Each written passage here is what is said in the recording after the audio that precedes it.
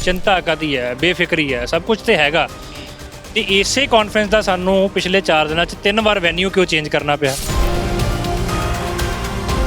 ਸੋ ਇਹਦਾ ਮਤਲਬ ਚਿੰਤਾ ਹੈ, ਚਿੰਤਾ ਕਰਨ ਦੀ ਲੋੜ ਹੈ। ਅੱਜ ਜਦੋਂ ਤੁਸੀਂ ਇਸ ਦੌਰ ਦੇ ਵਿੱਚ ਓਰੀਜਨਲ ਸਿੱਖੀ ਸਰੂਪ ਵਾਲੇ ਕਿਰਦਾਰ ਦੇਖਦੇ ਹੋ ਜਾਂ ਤੁਸੀਂ ਆਪ ਫਿਲਮ ਦੇ ਵਿੱਚ ਆਉਂਦੇ ਹੋ, ਲੱਗਦਾ ਕਿ ਇਹਦੇ ਤੋਂ ਗੱਲ ਹੁਣ ਗਾਂਹ ਤੁਰਨੀ ਚਾਹੀਦੀ ਹੈ ਜਾਂ ਇੱਥੇ ਪਹੁੰਚ ਕੇ ਗੱਲ ਠੀਕ ਟਿਕਾਣੇ ਤੇ ਆ ਗਈ? ਬਟ ਪ੍ਰੋਬਲਮ ਆ ਜੇ ਮਦਰਹੁੱਡ ਵਰਗੀਆਂ ਫਿਲਮਾਂ ਜਾਂ ਹੋਰ ਫਿਲਮਾਂ ਦੇ ਉੱਪਰ ਬੈਨ ਲੱਗਣੇ ਸ਼ੁਰੂ ਹੋ ਜਾਣਗੇ ਤੇ ਜਿਹੜੇ ਵੱਡੇ ਫੰਡਰਸ ਨੇ, ਵੱਡੇ ਪ੍ਰੋਡਿਊਸਰਸ ਨੇ, ਉਹ ਭੱਜਣਗੇ। ਵੈਨਿਊ ਬਦਲਣ ਲਈ ਮਜਬੂਰ ਕਰਨ ਵਾਲੇ ਜਾਂ ਵੈਨਿਊ ਬਦਲਾਉਣ ਵਾਲੇ ਗਵਰਨਮੈਂਟ ਦੇ ਬੰਦੇ ਆ, ਕੋਈ ਹੋਰ ਕੋਈ ਤਾਕਤ ਹੈਗੀ ਆ, ਕੌਣ ਆ? ਪਹਿਲਾਂ ਇਹ ਵੀ ਸਪਸ਼ਟ ਕਰ ਦਿਓ। ਜਿੰਨੀਆਂ 3 ਵੈਨਿਊਜ਼ ਫਾਈਨਲਾਈਜ਼ ਕੀਤੀਆਂ ਉਹ ਤਿੰਨਾਂ ਨੂੰ ਜਦੋਂ ਹੀ ਅਸੀਂ ਫਾਈਨਲ ਕਰਕੇ ਹਾਲੇ ਆਪਣਾ ਪੋਸਟਰ ਅਪਲੋਡ ਕਰਨ ਲੱਗਦੇ ਸੀ, ਇਨ ਬਿਟਵੀਨ ਸਾਨੂੰ ਕਾਲ ਆ ਜਾਂਦੀ ਸੀ ਕਿ ਸਾਡੇ ਵੱਲੋਂ ਵੈਨਿਊ ਕੈਂਸਲ ਆ, ਵੀ ਸਾਨੂੰ ਪ੍ਰੈਸ਼ਰ ਬਹੁਤ ਹੈ। ਹੁਣ ਉਹ ਲੋਕ ਜਿਹੜੇ 25-30 ਹਜ਼ਾਰ ਕਰੋੜ ਦਾ ਲੰਗਰ ਲਾਉਂਦੇ ਨੇ ਨਾ, ਉਹਨਾਂ ਨੂੰ ਕਹੋ ਉਸ ਲੰਗਰ ਦੇ ਵਿੱਚੋਂ ਥੋੜਾ ਜਿਹਾ ਹਿੱਸਾ ਕੱਢ ਕੇ ਫਿਲਮਾਂ ਵਾਲੇ ਪਾਸੇ ਵੀ ਲਾਉਣ ਤਾਂ ਕਿ ਇੱਕ ਡਾਕੂਮੈਂਟ ਬਣੇ ਸਕਦਾ। ਸਿੱਖ ਆਗੂਆਂ ਦੀ ਮੋਦੀ ਹੋਰਾਂ ਨਾਲ ਮੀਟਿੰਗ ਹੋ ਗਈ ਹੈ। ਸੋ ਕਾਲਡ ਸਿੱਖ ਆਗੂਆਂ ਦੀ, ਸੋ ਕਾਲਡ ਸਿੱਖ ਆਗੂ ਜਿਹੜੇ ਘਰਾਂ 'ਚ ਮੋਦੀ ਦੇ ਡਿਨਰ ਕਰ ਰਹੇ ਨੇ, ਉਹ ਵੀ ਸਾਨੂੰ ਜਵਾਬ ਦੇਣ। ਅੱਜ ਫਗਵਾੜਾ ਦੇ ਵਿੱਚ ਅਲਾਈਅੰਸ ਆਫ ਸਿੱਖ ਆਰਗੇਨਾਈਜੇਸ਼ਨ ਦੇ ਵੱਲੋਂ ਇੱਕ ਅੰਤਰਰਾਸ਼ਟਰੀ ਸਿੱਖ ਕਾਨਫਰੰਸ ਕਰਵਾਈ ਜਾ ਰਹੀ ਹੈ ਔਰ ਉਸ ਕਾਨਫਰੰਸ ਦੇ ਵਿੱਚ ਸੰਭਾਵਨਾਵਾਂ ਤੇ ਸਮੀਕਰਨ ਲੱਭਣ ਦੀ ਕੋਸ਼ਿਸ਼ ਕੀਤੀ ਜਾ ਰਹੀ ਆ ਅੰਤਰਰਾਸ਼ਟਰੀ ਪੱਧਰ ਤੇ ਸਿੱਖ ਨੌਜਵਾਨਾਂ ਲਈ, ਸਿੱਖ ਦੀ ਹੋਂਦ ਨੂੰ ਲੈ ਕੇ। ਵੈਸੇ ਇਹ ਸਵਾਲ ਪਿਛਲੇ ਲੰਬੇ ਸਮੇਂ ਤੋਂ ਹੋਂਦ ਨੂੰ ਲੈ ਕੇ ਚੱਲਦਾ, ਵੱਖਰੇ ਵੱਖਰੇ ਟੋਟਿਆਂ ਦੇ ਵਿੱਚ ਚੱਲਦਾ। ਕਿਤੇ ਸਿੱਖ ਪਛਾਣ ਦੀ ਗੱਲ ਕੀਤੀ ਜਾਂਦੀ ਆ ਪਹਿਰਾਵੇ ਦੇ ਰੂਪ ਦੇ ਵਿੱਚ, ਕਿਤੇ ਉਸ ਪਹਿਰਾਵੇ ਦੇ ਉੱਤੇ ਲੱਗਦੀਆਂ ਪਾਬੰਦੀਆਂ ਦੀ ਗੱਲ ਕੀਤੀ ਜਾਂਦੀ ਹੈ, ਕਿਤੇ ਸਿੱਖਾਂ ਦੇ ਉੱਤੇ ਨਿਆਂ ਪ੍ਰਣਾਲੀ ਦੇ ਵਿੱਚ ਜਿਹੜੀਆਂ ਕਿਤੇ ਘਾਟਾਂ ਅਣਹੋਂਦਾਂ ਨਜ਼ਰ ਆਉਂਦੀਆਂ ਉਹਨਾਂ ਦੀ ਗੱਲ ਕੀਤੀ ਜਾਂਦੀ ਹੈ। ਇੱਥੇ ਗੱਲ ਕੀਤੀ ਜਾ ਰਹੀ ਹੈ ਨੌਜਵਾਨੀ ਦੀ, ਅੰਤਰਰਾਸ਼ਟਰੀ ਪੱਧਰ ਤੇ ਉਹਦੀ ਪਛਾਣ, ਉਹਦੀ ਹੋਂਦ, ਉਹਦੀਆਂ ਸੰਭਾਵਨਾਵਾਂ ਦੀ। ਔਰ ਇਸ ਸਮੁੱਚੇ ਕਾਨਫਰੰਸ ਨੂੰ ਆਰਗੇਨਾਈਜ਼ ਕਰਨ ਵਾਲੀ ਅਲਾਈਅੰਸ ਆਫ ਸਿੱਖ ਆਰਗੇਨਾਈਜੇਸ਼ਨ ਦੇ ਮੈਂਬਰ ਸੁਖਦੇਵ ਸਿੰਘ ਫਗਵਾੜਾ ਸਾਡੇ ਨਾਲ ਮੌਜੂਦ ਨੇ। ਸੁਖਦੇਵ ਜੀ, ਇਹ ਜਿਹੜੀ ਅੱਜ ਕਾਨਫਰੰਸ ਕਰਵਾਈ ਜਾ ਰਹੀ ਆ ਆਪਣੇ ਆਪ ਦੇ ਵਿੱਚ ਇੱਕ ਵੱਖਰੇ ਤਰੀਕੇ ਦਾ ਵਿਸ਼ਾ ਲੈ ਕੇ ਆ ਰਹੀ ਹੈ ਕਿ ਅੰਤਰਰਾਸ਼ਟਰੀ ਪੱਧਰ ਦੇ ਉੱਤੇ ਸਮੀਕਰਨ ਕਿਹੋ ਜਿਹੇ ਨੇ, ਸੰਭਾਵਨਾਵਾਂ ਕਿਹੋ ਜਿਹੀਆਂ ਨੇ ਸਿੱਖ ਦੇ ਲਈ।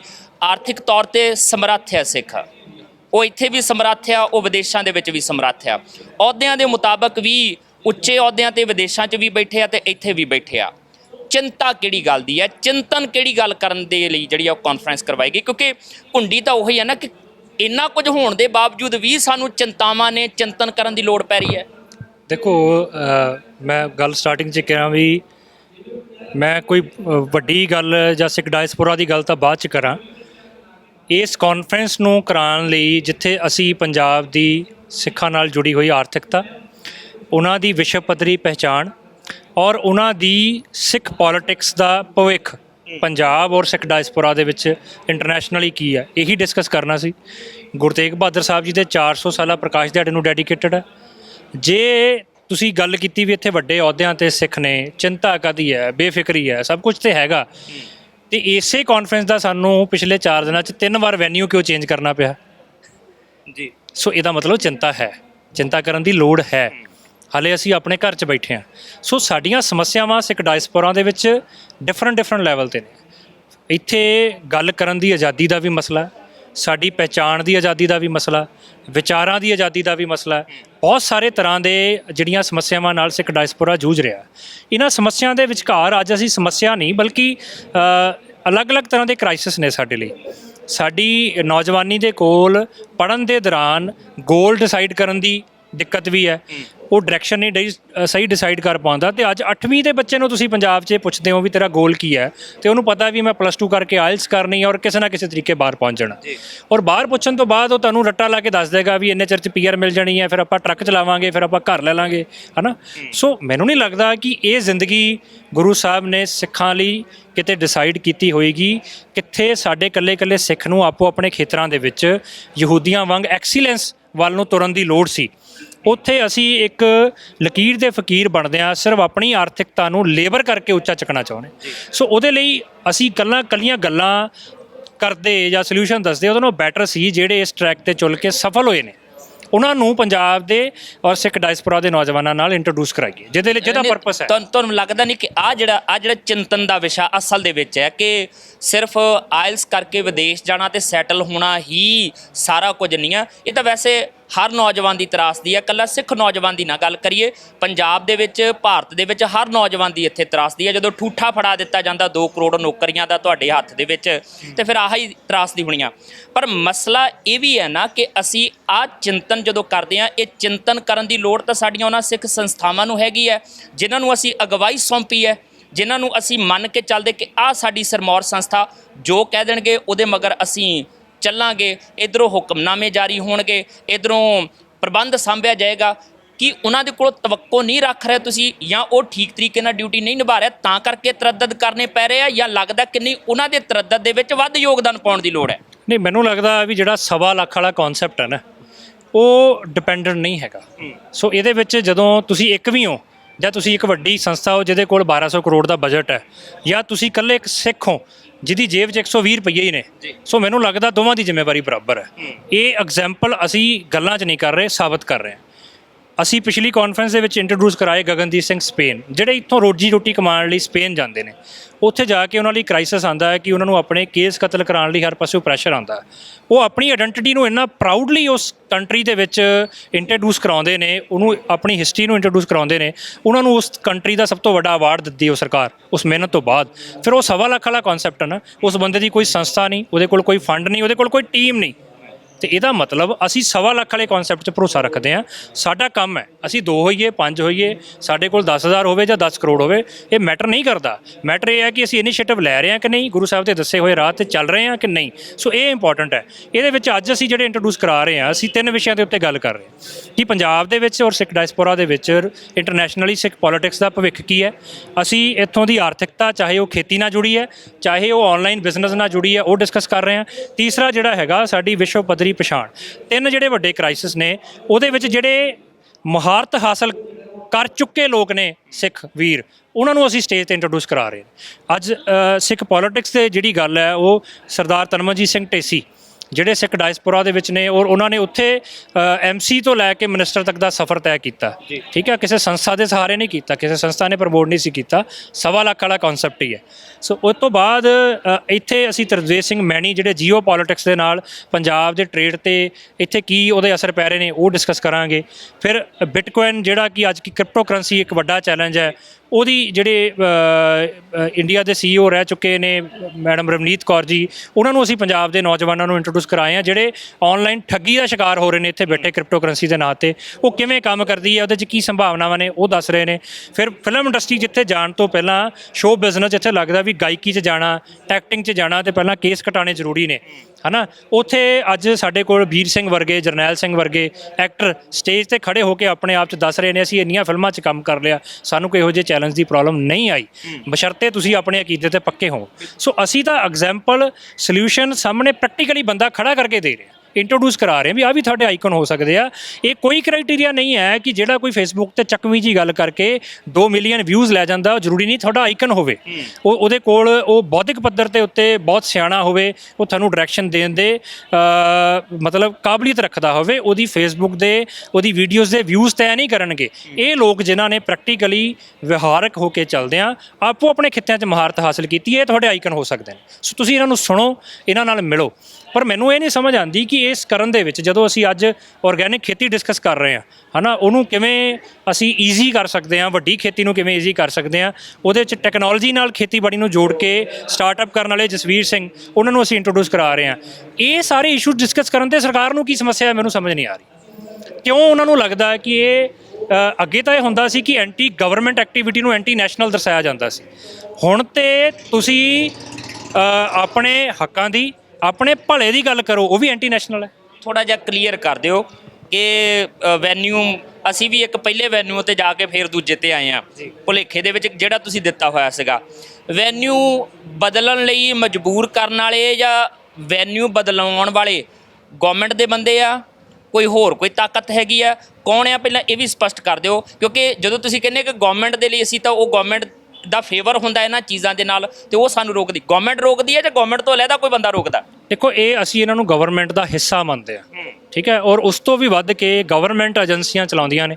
ਸੋ ਇਹ ਉਹਨਾਂ ਦਾ ਇੱਕ ਟਰੈਪ ਸੀ ਜਾਂ ਉਹਨਾਂ ਦਾ ਪ੍ਰੈਸ਼ਰ ਸੀ, ਤੇ ਜਿਹਦੇ ਕਰਕੇ ਜਿਸ ਵੀ ਲੋਕੇਸ਼ਨ ਨੂੰ ਫਾਈਨਲਾਈਜ਼ ਕੀਤਾ ਜਾਂਦਾ ਸੀ ਉਹਨਾਂ ਨੂੰ ਪ੍ਰੈਸ਼ਰਾਈਜ਼ ਕਰਕੇ ਪਿੱਛੇ ਹਟਣ ਲਈ ਮਜਬੂਰ ਕੀਤਾ ਜਾਂਦਾ ਸੀ, ਜਿਸ ਕਰਕੇ ਫਾਈਨਲੀ ਸਾਨੂੰ ਗੁਰਦੁਆਰੇ ਦੇ ਵਿੱਚ ਜਿਹੜੀ ਕਿਉਂਕਿ ਕਾਨਫਰੰਸ ਅਕਸਰ ਆਡੀਟੋਰੀਅਮਸ ਦੇ ਵਿੱਚ ਜਾਂ ਪੈਲਸਾਂ ਵਰਗੇ ਮਾਹੌਲ 'ਚ ਹੁੰਦੀਆਂ ਜਿੱਥੇ ਚੇਅਰਾਂ ਲੱਗ ਸਕਣ। ਗੁਰਦੁਆਰਿਆਂ 'ਚ ਨਾਰਮਲੀ ਇਹੋ ਜਿਹੇ ਹਾਲ ਹੀ ਨਹੀਂ ਹੁੰਦੇ, ਹੈ ਨਾ। ਸਾਡੇ ਕੋਲ ਸਿਟਿੰਗ ਬੈਠ ਕੇ ਚੌਂਕੜੀ ਮਾਰ ਕੇ ਬੈਠਣ ਵਾਲੇ ਹਾਲ ਤੇ ਬਹੁਤ ਨੇ। ਸੋ ਕਾਨਫਰੰਸ ਵਾਲਾ ਉੱਥੇ ਮਾਹੌਲ ਨਹੀਂ ਬਣਦਾ ਕਿਉਂਕਿ ਅਸੀਂ ਆਨਲਾਈਨ ਕੁਝ ਬੁਲਾਰੇ ਲੈਣੇ ਹੁੰਦੇ ਨੇ।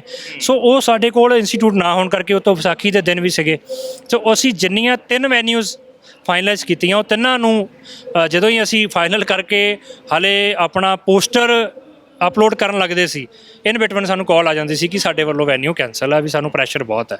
ਸੋ ਉਸ ਤੋਂ ਬਾਅਦ ਇੱਕ ਤਾਂ ਇਹ ਹੁੰਦਾ ਹਿਡਨ ਪ੍ਰੈਸ਼ਰ, ਫਿਰ ਉਸ ਤੋਂ ਬਾਅਦ ਆਫੀਸ਼ੀਅਲੀ ਬੀਜੇਪੀ ਦੇ ਜਿਹੜੇ ਸਪੋਕਸ ਪਰਸਨ ਨੇ ਉਹਨਾਂ ਨੇ ਪ੍ਰਾਈਮ ਮਿਨਿਸਟਰ ਨੂੰ, ਹੋਮ ਮਿਨਿਸਟਰ ਨੂੰ ਚਿੱਠੀਆਂ ਲਿਖੀਆਂ, ਮਤਲਬ ਆਟੇ 'ਚ ਲੂਣ ਨਹੀਂ ਗੁੰਨਿਆ, ਸੋ ਉਹਦਾ ਲੂਣ ਗੁੰਨਣ ਦੀ ਕੋਸ਼ਿਸ਼ ਕੀਤੀ ਵੀ ਜੀ ਇੱਥੇ ਦੇਸ਼ ਵਿਰੋਧੀ ਮਤਲਬ ਐਕਟੀਵਿਟੀਜ਼ ਹੋਣ ਜਾ ਰਹੀਆਂ, ਇੱਥੇ ਦੇਸ਼ ਇਹ ਤਨਮਨਜੀਤ ਢੇਸੀ ਹੋਰਾਂ ਦਾ ਕਰਕੇ ਹੋ ਰਹੀਆਂ ਕਿਉਂਕਿ ਉਹਨਾਂ ਦੇ ਖਿਲਾਫ ਵੀ ਜਲੰਧਰ ਤੇ ਕਪੂਰਥਲੇ ਦੇ ਵਿੱਚ ਸ਼ਿਕਾਇਤਾਂ ਦਿੱਤੀਆਂ ਗਈਆਂ। ਸੇਮ ਉਹੀ, ਉਹ ਬੇਸਿਕਲੀ ਕਾਨਫਰੰਸ ਦੇ ਅਗੇਂਸਟ ਦਿੱਤੀਆਂ ਗਈਆਂ। ਸਾਰੀ ਕਾਨਫਰੰਸ ਦਾ ਪੋਸਟਰ ਨਾਲ ਅਟੈਚ ਕੀਤਾ ਗਿਆ ਵੀ ਇਹ ਕਾਨਫਰੰਸ ਰੋਕੀ ਜਾਵੇ, ਠੀਕ ਹੈ। ਉਹ ਤਨਮਨਜੀਤ ਸਿੰਘ ਢੇਸੀ ਉਹਨਾਂ ਨੂੰ ਵੀ ਰੋਕਣਾ ਚਾਹੁੰਦੇ ਸੀ। ਇਸ ਤੋਂ ਇਲਾਵਾ ਉਹਨਾਂ ਨੇ ਬਾਕੀ ਸਪੀਕਰਸ ਦੇ ਨਾਮ ਵੀ ਉਸ ਲੈਟਰ 'ਚ ਮੈਂਸ਼ਨ ਕੀਤੇ ਨੇ ਜਿਹੜੇ ਕਾਨਫਰੰਸ ਤੇ ਆ ਰਹੇ ਨੇ। ਸੋ ਇਹਦਾ ਮਤਲਬ ਪੂਰੀ ਕਾਨਫਰੰਸ ਜਿਹੜੀ ਆ ਉਹ ਟਾਰਗੇਟ ਤੇ ਸੀ। ਔਰ ਮੈਂ ਇਹ ਕਹਿ ਸਕਦਾ ਵੀ ਅੱਗੇ ਸਰਕਾਰਾਂ ਪ੍ਰੈਸ਼ਰ ਪਾਉਂਦੀਆਂ ਸੀ ਕਿ ਤੁਸੀਂ ਆਹ ਬੋਲੋ ਤੇ ਆਹ ਨਾ ਬੋਲੋ, ਹੈ ਨਾ। ਹੁਣ ਇੱਕ ਸਟੈਪ ਅੱਗੇ ਆ ਗਿਆ, ਹੁਣ ਉਹ ਕਹਿੰਦੇ ਜੀ ਸਾਡੀ ਸਿੱਖ ਆਗੂਆਂ ਨਾਲ ਪ੍ਰਾਈਮ ਮਿਨਿਸਟਰ ਦੀ ਮੀਟਿੰਗ ਹੋ ਗਈ ਆ, ਇਹਨਾਂ ਤੋਂ ਇਲਾਵਾ ਬਾਕੀ ਬੋਲੋ ਹੀ ਨਾ। ਸਿਰਫ ਤੁਹਾਡੀ ਜ਼ਬਾਨ ਮੋਦੀ ਤੁਸੀਂ ਦੀ ਇੱਕ ਚੀਜ਼ ਹੋਰ ਕਰਨੀ, ਮਾਫ ਕਰਨਾ ਮੈਂ ਟੋਕ ਰਿਹਾ ਤੁਹਾਨੂੰ, ਇੱਕ ਚੀਜ਼ ਤੁਸੀਂ ਹੋਰ ਕਹਿਤੀ ਆ ਕਿ ਸਿੱਖ ਆਗੂਆਂ ਦੀ ਮੋਦੀ ਹੋਰਾਂ ਨਾਲ ਮੀਟਿੰਗ ਹੋ ਗਈ ਹੈ। ਸੋ ਕਾਲਡ ਸਿੱਖ ਆਗੂਆਂ ਦੀ, ਸੋ ਕਾਲਡ ਸਿੱਖ ਆਗੂ ਜਿਹੜੇ ਘਰਾਂ 'ਚ ਮੋਦੀ ਦੇ ਡਿਨਰ ਕਰ ਰਹੇ ਨੇ ਉਹ ਵੀ ਸਾਨੂੰ ਜਵਾਬ ਦੇਣ ਔਰ ਇਸ ਦੇਸ਼ ਦਾ ਸਿਸਟਮ ਜਵਾਬ ਦੇਵੇ ਵੀ ਸਾਨੂੰ ਆਪਣੇ ਪੰਜਾਬ ਦੀ ਖੇਤੀ, ਆਪਣੀ ਆਰਥਿਕਤਾ, ਆਪਣੀ ਪਹਿਚਾਣ, ਗੁਰੂ ਤੇਗ ਬਹਾਦਰ ਸਾਹਿਬ ਜੀ ਦੀ ਜੀਵਨੀ ਡਿਸਕਸ ਕਰਨ ਤੇ ਤੁਹਾਨੂੰ ਪ੍ਰੋਬਲਮ ਕੀ ਹੈ ਕਿ ਅਸੀਂ ਆਪਣੇ ਗੁਰਦੁਆਰੇ ਦੇ ਅੰਦਰ ਵੀ ਇਹ ਚੀਜ਼ਾਂ ਡਿਸਕਸ ਨਹੀਂ ਕਰ ਸਕਦੇ। ਗੁਰਦੁਆਰੇ ਛੱਡੋ ਜੀ, ਸੜਕ ਦੇ ਗੱਬੇ ਕਰਕੇ ਵੀ ਕਿਉਂ ਨਹੀਂ ਕਰ ਸਕਦੇ? ਕੀ ਇਤਰਾਜ਼ ਹੈ ਇਸ ਗੱਲ ਤੋਂ? ਔਰ ਰੋਕ ਕੌਣ ਰਹੇ ਨੇ? ਜਿਹੜੇ ਕਲੇਮ ਕਰਦੇ ਨੇ, ਜਿਨ੍ਹਾਂ ਦੇ ਉਹ ਆਪਣੇ ਆਪ ਨੂੰ ਵਾਰਸ ਕਲੇਮ ਕਰਦੇ ਨੇ, ਉਹ ਲੋਕ ਨੇ ਜਿਨ੍ਹਾਂ ਦੀ ਵਿਚਾਰਧਾਰਕ ਆਜ਼ਾਦੀ, ਧਾਰਮਿਕ ਆਜ਼ਾਦੀ ਬਹਾਲ ਰਹਿ ਜੇ, ਉਹਦੇ ਲਈ ਗੁਰੂ ਤੇਗ ਬਹਾਦਰ ਸਾਹਿਬ ਨੇ ਸ਼ਹੀਦੀ ਦਿੱਤੀ। ਅੱਜ ਜਦੋਂ ਅਸੀਂ ਉਹਨਾਂ ਦਾ 400 ਸਾਲਾ ਮਨਾ ਰਹੇ ਹਾਂ ਤੇ ਉਸ ਬਾਬੇ ਦੀ ਸ਼ਹੀਦੀ ਦੇ ਵਾਰਸਾਂ ਨੂੰ ਇਹ ਕਿਹਾ ਜਾ ਰਿਹਾ ਕਿ ਤੁਸੀਂ ਚੁੱਪ ਰਹੋ, ਤੁਸੀਂ ਬੋਲ ਨਹੀਂ ਸਕਦੇ, ਅਗਰ ਬੋਲੋਗੇ ਤਾਂ ਦੇਸ਼ ਵਿਰੋਧੀ ਮੰਨਿਆ ਜਾਊਗਾ। ਬੋਲ ਵੀ ਰਹੇ ਹੋ। ਜਦੋਂ ਆਪਾਂ ਗੱਲ ਕਰ ਰਹੇ ਹਾਂ ਲਗਭਗ ਅੱਧੀ ਕਾਨਫਰੰਸ ਜਿਹੜੀ ਆ ਉਹ ਨਿਕਲ ਚੁੱਕੀ ਆ, ਅੱਧੀ ਹੋਰ ਅਜੇ ਹੋਣੀ ਹੈ। ਜਿੰਨੀ ਕਾਨਫਰੰਸ ਹੋਈ ਆ ਯੂਥ ਲਈ ਤੁਸੀਂ ਇਹ ਇਨੀਸ਼ੀਏਟਿਵ ਲਿਆ ਆ, ਲੱਗਦਾ ਕਿ ਜਿਹੜਾ ਯੂਥ ਬੈਠਾ ਉਹਨਾਂ ਦੇ ਚਿਹਰੇ ਤੁਸੀਂ ਪੜ੍ਹਦੇ ਹੋਵੋਗੇ, ਜਿੰਨੀ ਵਾਰ ਇਸ ਕਾਨਫਰੰਸ ਦਾ ਰਾਊਂਡ ਲਾਉਂਦੇ ਹੋ ਤੁਸੀਂ ਉਹਨਾਂ ਦੇ ਕੋਲੋਂ ਰਿਸਪੌਂਸ ਵੀ ਲੈਂਦੇ ਹੋਵੋਗੇ। ਜਿਹੜਾ ਇਨੀਸ਼ੀਏਟਿਵ ਲਿਆ ਆ ਉਹਦਾ ਕਿਤੇ ਨਾ ਕਿਤੇ ਅਸਰ ਹੁੰਦਾ, ਪੋਜ਼ਿਟਿਵ ਨਜ਼ਰ ਆ ਰਿਹਾ, ਜਾਂ ਇੱਦਾਂ ਲੱਗਦਾ ਕਦੀ ਕਦੀ ਇੰਝ ਵੀ ਹੁੰਦਾ ਕਿ ਤੁਸੀਂ ਤਾਂ ਕਹਿੰਦੇ ਕਿ ਲਓ ਜੀ ਅਸੀਂ ਸ਼ਖਸ ਲਿਆ ਕੇ ਸਾਹਮਣੇ ਖੜਾ ਕਰਤਾ, ਹੁਣ ਥੱਲੇ ਬੈਠਾ ਬੰਦਾ ਕਹਿੰਦਾ ਇਹ ਤਾਂ ਕਾਮਯਾਬ ਸੀ, ਇਹਨੂੰ ਤਾਂ ਲਿਆ ਕੇ ਖੜਾ ਕਰ ਦਿੱਤਾ, ਅਸੀਂ ਤਾਂ ਜੇ ਕਾਮਯਾਬ ਹੀ ਨਹੀਂ ਹੋਏ ਸਾਨੂੰ ਕੌਣ ਪੁੱਛੇਗਾ, ਸਾਡੀ ਕੌਣ ਬਾਂਹ ਫੜੇਗਾ, ਜਾਂ ਇਦਾਂ ਦੇ ਸ਼ੰਕੇ ਸਵਾਲ ਉਹਨਾਂ ਦੇ ਮਨ ਦੇ ਵਿੱਚ ਤੁਸੀਂ ਪੜ੍ਹਦੇ ਨਜ਼ਰ ਆਉਂਦੇ? ਨਹੀਂ ਦੇਖੋ, ਇਹਦੇ ਵਿੱਚ ਇਸੇ ਕਰਕੇ ਇੰਟਰੈਕਸ਼ਨ ਸੈਸ਼ਨ ਹੈ ਕਿ ਇਹ 'ਚੋਂ ਆਡੀਅנס ਉਹਨੇ ਵੀ ਸਵਾਲ ਜਵਾਬ ਕਰਨੇ। ਅਸੀਂ ਇਹਨੂੰ ਕੱਲਾ ਲੈਕਚਰ ਸੈਸ਼ਨ ਨਹੀਂ ਰੱਖਿਆ ਹੋਇਆ, ਇਹ 'ਚ ਜਿਹੜੇ ਵਲੰਟੀਅਰਸ ਬੈਠੇ ਨੇ, ਅਲੱਗ-ਅਲੱਗ ਆਰਗੇਨਾਈਜੇਸ਼ਨ ਦੇ ਨੁਮਾਇੰਦੇ, 2-2 5-5 ਨੁਮਾਇੰਦੇ ਆਏ ਹੋਏ ਨੇ, ਉਹਨਾਂ ਨੇ ਸਵਾਲ ਜਵਾਬ ਕਰਨੇ ਨੇ ਸਪੀਕਰਸ ਨੂੰ, ਚੱਲ ਰਹੇ ਨੇ ਅੰਦਰ ਸਵਾਲ ਜਵਾਬ ਵੀ ਚੱਲ ਰਹੇ ਨੇ। ਸੋ ਮੈਨੂੰ ਇਹ ਲੱਗਦਾ ਵੀ ਇਹਦੇ ਵਿੱਚ ਦਿੱਕਤ ਹੀ ਇਹ ਹੈ ਕਿ ਜਦੋਂ ਤੱਕ ਸਾਡੀ ਨੌਜਵਾਨੀ ਸੋਸ਼ਲ ਮੀਡੀਆ 'ਤੇ ਇੱਕ ਦੂਜੇ ਨੂੰ ਟਰੋਲ ਕਰ ਰਹੀ ਹੁੰਦੀ ਹੈ, ਧੜੇ ਬੰਦਿਆਂ ਨੂੰ ਪ੍ਰਮੋਟ ਕਰ ਰਹੀ ਹੁੰਦੀ ਹੈ, ਇੱਕ ਦੂਜੇ ਦੇ ਖਿਲਾਫ ਬੋਲ ਰਹੀ ਹੁੰਦੀ ਹੈ, ਤਦ ਤੱਕ ਕਿਸੇ ਨੂੰ ਕੋਈ ਇਤਰਾਜ਼ ਨਹੀਂ ਹੁੰਦਾ। ਜਿੱਦਾਂ ਹੀ ਤੁਸੀਂ ਉਹਨਾਂ ਨੂੰ ਡਾਇਰੈਕਸ਼ਨ ਦੇਣ ਦੀ ਕੋਸ਼ਿਸ਼ ਕਰੋਗੇ, ਤੁਸੀਂ ਇੱਥੇ ਰਹਿ ਕੇ ਕਾਮਯਾਬ ਕਿਵੇਂ ਹੋ ਸਕਦੇ ਹੋ ਆਪੋ ਆਪਣੇ ਖਿੱਤਿਆਂ ਦੇ ਵਿੱਚ, ਤੁਸੀਂ ਆਪਣੀ ਪੋਲਿਟਿਕਸ ਡਿਸਕਸ ਕਿਵੇਂ ਕਰ ਸਕਦੇ ਹੋ, ਸਾਡੀ ਪੋਲਿਟਿਕਸ ਨਵੀਂ ਯੂਥ ਜਿਹੜੀ ਉੱਭਰ ਰਹੀ ਹੈ ਉਹ ਕਿਹੋ ਜਿਹੀ ਹੋਵੇ, ਕੀ ਕਰੇ ਜਿਹਦੇ ਨਾਲ ਆਪਣੇ ਨਿਸ਼ਾਨਿਆਂ ਤੱਕ ਪਹੁੰਚ ਸਕੇ।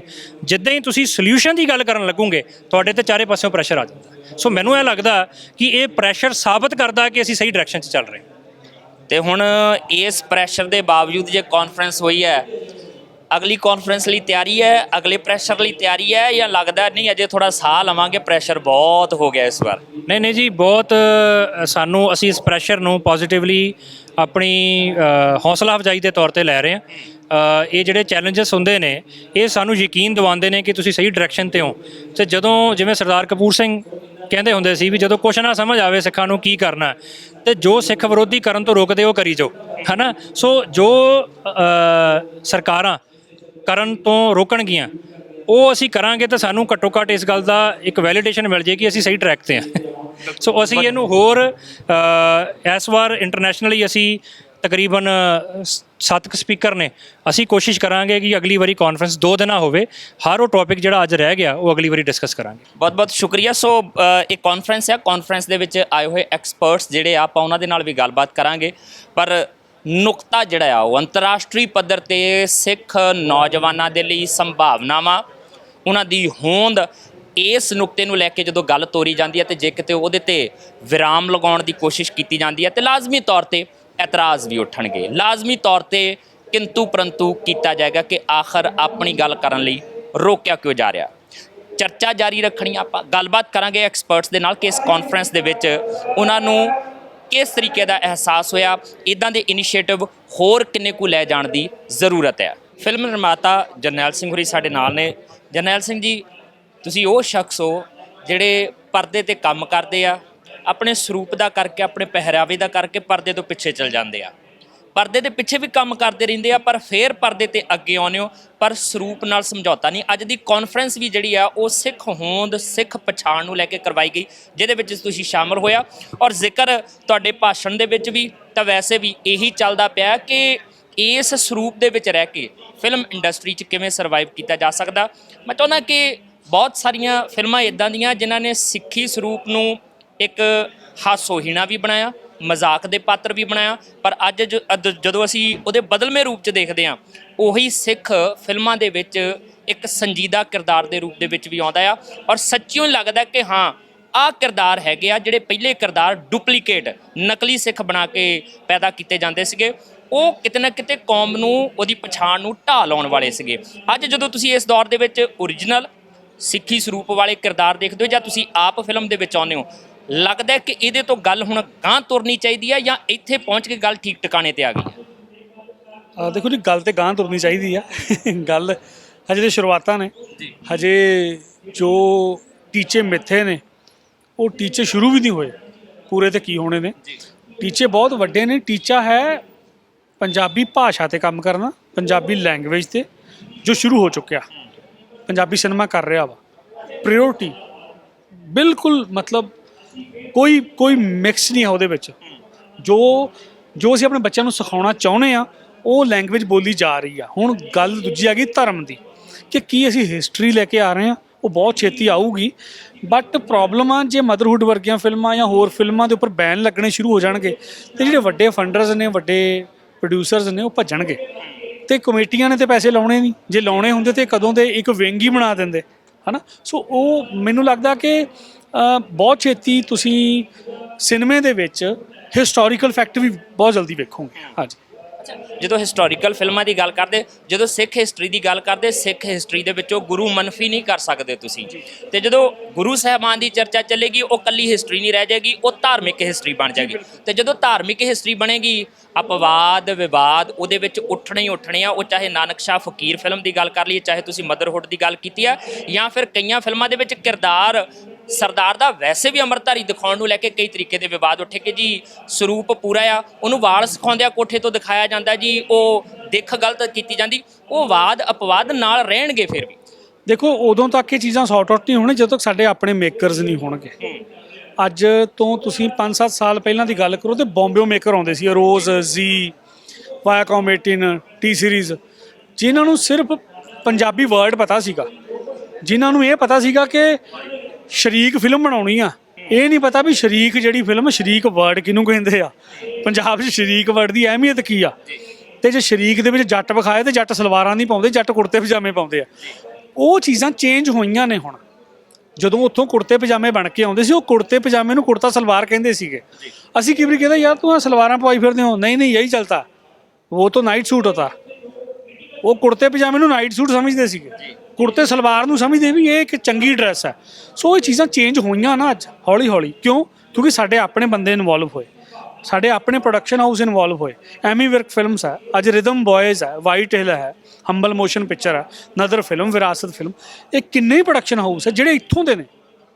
ਜਿਹੜੇ ਇੱਕ ਚੀਜ਼ ਧਿਆਨ ਰੱਖਦੇ ਵੀ ਯਾਰ ਪੱਗ ਦਾ ਲੜ ਖਰਾਬ ਹੋਵੇ ਦੁਬਾਰਾ ਬੰਨ ਕੇ ਆ ਭਾਜਾ, ਆਹ ਚੀਜ਼ ਨਹੀਂ ਹੋਣੀ ਚਾਹੀਦੀ। ਓਏ ਆ ਦਾੜੀ ਘੱਟ ਹੈ, ਕਰੈਕਟਰ ਚੇਂਜ ਕਰੋ ਯਾਰ, ਫਲਾਣਾ ਬੰਦਾ ਨਹੀਂ ਚਾਹੀਦਾ, ਆਹ ਥਾਣੇਦਾਰ ਆ ਇਹਨੂੰ ਆਹ ਰੱਖੋ ਯਾਰ, ਅੱਛਾ ਨੇ ਕਿਰਪਾਨ ਉੱਤੋਂ ਪਾਈ ਆ, ਨਹੀਂ ਕਿਰਪਾਨ ਥੱਲਿਓਂ ਕਰਾ ਦਿਓ ਯਾਰ, ਇਹ ਕਰੈਕਟਰ ਸੈੱਟ ਨਹੀਂ ਬਹਿ ਰਿਹਾ। ਇਹ ਚੀਜ਼ਾਂ ਚੇਂਜ ਹੋਈਆਂ ਨੇ, ਕਿਉਂ ਹੋਈਆਂ ਨੇ? ਕਿਉਂਕਿ ਆਪਣੇ ਮੇਕਰ ਆ ਗਏ। ਸੋ ਜਿਹੜੀਆਂ ਤੁਸੀਂ ਧਾਰਮਿਕ ਫਿਲਮਾਂ ਦੀ ਗੱਲ ਕਰ ਰਹੇ ਹੋ, ਉਹ ਉਦੋਂ ਵਿਵਾਦਾਂ ਤੋਂ ਬਾਹਰ ਜਾਣਗੀਆਂ ਜਦੋਂ ਆਪਣੇ ਮੇਕਰਸ ਹੋਣਗੇ। ਆਪਣੇ ਮੇਕਰ ਹੋ ਗਏ ਆ, ਹੁਣ ਫੰਡਰਸ ਦੀ ਲੋੜ ਆ। ਹੁਣ ਉਹ ਲੋਕ ਜਿਹੜੇ 25-30 ਹਜ਼ਾਰ ਕਰੋੜ ਦਾ ਲੰਗਰ ਲਾਉਂਦੇ ਨੇ ਨਾ, ਉਹਨਾਂ ਨੂੰ ਕੋ ਉਸ ਲੰਗਰ ਦੇ ਵਿੱਚੋਂ ਥੋੜ੍ਹਾ ਜਿਹਾ ਹਿੱਸਾ ਕੱਢ ਕੇ ਫਿਲਮਾਂ ਵਾਲੇ ਪਾਸੇ ਵੀ ਲਾਉਣ, ਤਾਂ ਕਿ ਇੱਕ ਡਾਕੂਮੈਂਟ ਬਣੇ ਸਾਡਾ। ਅੱਜ 4 ਸਾਹਿਬਜ਼ਾਦੇ ਇੱਕ ਡਾਕੂਮੈਂਟ ਆ ਸਾਡੇ ਕੋਲ ਜੋ ਸਾਰੀ ਜ਼ਿੰਦਗੀ ਰਹਿਣਾ। ਜਦੋਂ ਕਿਸੇ ਦਾ ਜੀ ਕਰਦਾ ਬੱਚੇ ਨੂੰ ਵਿਖਾਉਣ ਨੂੰ 4 ਸਾਹਿਬਜ਼ਾਦੇ ਲਾ ਲੈਂਦਾ। ਮੈਨੂੰ ਲੱਗਦਾ ਨਿਆਣੇ ਅੱਕ ਗਏ ਆ, ਨਿਆਣੇ ਮੈਨੂੰ ਲੱਗਦਾ ਆਉਣ ਵਾਲੇ ਟਾਈਮ 'ਚ ਨਫ਼ਰਤ ਕਰਨ ਲੱਗ ਜਾਣਗੇ ਵੀ ਇਹ ਲਾਈ ਆ ਮੈਂ ਨਹੀਂ ਵੇਖਣੀ। ਕਿਉਂ? ਕਿਉਂਕਿ ਦੁਬਾਰਾ ਹੋਰ ਬੜਾ ਕੁਛ ਹੈ ਸਾਡੇ ਕੋਲ। ਕਿੰਨੇ 12 ਮਿਸਲਾਂ ਨੇ ਸਾਡੇ ਕੋਲ 42 ਸਾਲ ਦਾ ਸਾਡਾ 골ਡਨ ਪੀਰੀਅਡ ਹੈ, ਉਹ ਦਿਖਾਈਏ। ਸੋ ਮੈਨੂੰ ਲੱਗਦਾ ਬਹੁਤ ਛੇਤੀ ਚੇਂਜਸ ਹੋ ਰਹੀਆਂ ਨੇ ਤੇ ਤੁਸੀਂ ਬਹੁਤ ਛੇਤੀ ਵੇਖੋਗੇ। ਮੇਕਰਸ ਦੇ ਆਉਣ ਕਰਕੇ ਤਬਦੀਲੀਆਂ ਹੋਈਆਂ, ਜਾਂ ਬਾਲੀਵੁੱਡ ਦੇ ਵਿੱਚ ਜਿਹੜੇ ਹੁਣ ਸਾਬਤ ਸੂਰਤ ਕਿਰਦਾਰ ਜਾਂਦੇ ਨੇ ਉਹ ਮੇਕਰਸ ਦਾ ਕਰਕੇ ਜਾ ਰਹੇ ਆ, ਜਾਂ ਇੱਕ ਸਿੱਖ ਕਲਾਕਾਰ ਦੀ ਜਿਹੜੀ ਅਣਹੋਂਦ ਸੀਗੀ ਕਿ ਸਾਬਤ ਸੂਰਤ ਕਲਾਕਾਰ ਹੋਣਾ, ਕਿਉਂਕਿ ਇਕੱਲਾ ਸਰਦਾਰ ਹੋਣਾ ਨਹੀਂ, ਕਲਾਕਾਰ ਹੋਣਾ ਵੀ ਫਿਲਮ ਦੇ ਲਈ ਬਹੁਤ ਜ਼ਰੂਰੀ ਹੁੰਦਾ, ਜਾਂ ਉਹ ਕਲਾਕਾਰ ਪੈਦਾ ਹੋਣ ਲੱਗ ਪਿਆ, ਦੋਨੋਂ ਚੀਜ਼ਾਂ ਦਾ ਸੁਮੇਲ ਹੋਇਆ ਤੇ ਆਹ ਚੀਜ਼ ਅੱਗੇ ਨੂੰ ਤੁਰੀ ਹੈ। ਦੇਖੋ, ਜਦੋਂ ਵੱਡੇ ਮੇਕਰਸ ਵੱਡੇ ਪ੍ਰੋਡਿਊਸਰਸ ਨਾਲ ਬਹਿੰਦੇ ਨੇ, ਅੱਜ ਸਾਡੀ ਇੱਥੇ ਕੋਈ ਐਸੋਸੀਏਸ਼ਨ ਨਹੀਂ ਹੈ, ਸਾਡੀ ਵੱਡੀ ਤਰਾਸਦੀ ਹੈ। ਸਾਡੇ ਸਟੇਟ ਦਾ 500-700 ਕਰੋੜ ਰੁਪਈਆ ਹਰ ਸਾਲ ਬੰਬੇ ਜਾਂਦਾ, ਸਾਡੀ ਸਰਕਾਰ ਸੋਚ ਹੀ ਨਹੀਂ ਰਹੀ। ਸਾਡੀ ਸਰਕਾਰ ਨੇ ਕਦੀ ਇਹ ਨਹੀਂ ਕਿਹਾ ਤੁਹਾਨੂੰ ਸਬਸਿਡੀ ਦਿੰਦੇ ਆ। ਹਰਿਆਣਾ ਕਹਿੰਦਾ 35% ਸਬਸਿਡੀ ਲਓ, ਕਰੋੜ ਲਾਓ, 35 ਲੱਖ ਵਾਪਸ ਲੈ ਜਾਓ, ਠੀਕ ਹੈ ਜੀ। ਸਾਨੂੰ ਲਖਨਊ ਦੇ ਵਿੱਚ ਸ਼ੂਟ ਕਰੀ ਤੇ 25% ਸਬਸਿਡੀ ਮਿਲਦੀ ਹੈ। ਇੱਥੇ ਪਰਮਿਸ਼ਨਾਂ ਨਹੀਂ ਮਿਲਦੀਆਂ, ਸਬਸਿਡੀ ਤੇ ਬਾਅਦ ਦੀ ਗੱਲ ਹੈ। ਇੱਥੇ ਪਰਮਿਸ਼ਨਾਂ ਨਹੀਂ ਮਿਲਦੀਆਂ, ਕਿਸੇ ਅਦਾਰੇ ਸ਼ੂਟ ਕਰਨਾ ਹੋਵੇ ਤੇ 100 ਰਜੀਮੇ ਨੇ ਉਹਨਾਂ ਦੇ, ਉੱਥੋਂ ਜਾਓ ਫਲਾਣੇ ਕੋ ਪਰਮਿਸ਼ਨ ਲਓ, ਆਹ ਕਰਾਓ, ਉਹ ਕਰਾਓ, ਫਲਾਣਾ ਕਰਾਓ। ਹੁਣ ਪਰਮਿਸ਼ਨ ਦੇ ਪ੍ਰੋਸੀਜਰ ਹੀ ਮਾੜੇ ਆ। ਸਾਨੂੰ ਪਰਮਿਸ਼ਨ ਦੇਣੀ ਹੈ SDM ਨੇ ਤੇ ਲੈਟਰ ਜਾਂਦੀ DC ਕੋਲ, DC ਭੇਜਦਾ SSP ਨੂੰ, SSP ਭੇਜਦਾ DSP ਨੂੰ, SP ਨੂੰ, SP ਭੇਜਦਾ DSP ਨੂੰ। ਉਹ ਲੋਕਲ ਥਾਣੇ ਕਰਦੇ ਨਾਇਬ ਤਹਿਸੀਲਦਾਰ ਸਰਪੰਚ ਕੋਲ, ਫਿਰ ਘਰ ਵਾਲੇ ਕੋਲ ਪਹੁੰਚਦੀ। 20 ਬੰਦਿਆਂ ਕੋਲ ਲੈਟਰ ਜਾਂਦੀ, ਇੱਦਾਂ ਹੀ ਉੱਪਰ ਜਾਂਦੀ ਹੈ, ਉਹਨਾਂ ਨੂੰ ਫਿਲਮ ਮੁੱਕ ਜਾਂਦੀ ਹੈ। ਲਾਲ ਫੀਤਾਸ਼ਾਹੀ ਅੰਡਰ ਦਾ ਟੇਬਲ ਪੈਸਾ ਸਿਰਫ ਚੱਲ ਕੇ ਫਿਲਮਾਂ ਬਣ ਰਹੀਆਂ ਨੇ। ਸਰਕਾਰਾਂ ਨੂੰ ਸੋਚਣਾ ਚਾਹੀਦਾ ਕਿ ਚੰਗੇ ਮੇਕਰਸ ਨੇ, ਉਹ ਮੇਕਰਸ ਜਿਨ੍ਹਾਂ ਨੇ ਬੰਬੇ ਵਾਲਿਆਂ ਦਾ ਧਿਆਨ ਚੇਂਜ ਕਰਤਾ। ਦਲਜੀਤ ਦੋਸਾਂਝ ਜਿੱਦਣ ਫਿਲਮ 'ਚ ਆਇਆ, ਬੰਬੇ ਵਾਲਿਆਂ ਦਾ ਨਰੇਟਿਵ ਚੇਂਜ ਹੋ ਗਿਆ ਵਾ। ਉੜਤਾ ਪੰਜਾਬ ਦੇ ਵਿੱਚ ਗਏ, ਯਾਰ ਕਮਾਲ ਦਾ ਐਕਟਰ ਯਾਰ, ਸ਼ਾਹਿਦ ਕਪੂਰ ਨੂੰ ਖਾ ਗਿਆ। ਉਹਨਾਂ ਦਾ ਫੇਰ ਰੁਝਾਨ ਆਇਆ, ਜੈਮੀ ਵਿਰਕ ਹਿੰਦੀ ਫਿਲਮਾਂ ਕਰ ਰਿਹਾ, ਰਣਜੀਤ ਬਾਵਾ ਕਰ ਰਿਹਾ, ਜੱਸੀ ਕਰ ਰਿਹਾ, ਅਮਰਿੰਦਰ ਭਾਜੀ ਨੂੰ ਆਫਰਸ ਨੇ, ਗਿੱਪੀ ਕਰ ਰਿਹਾ।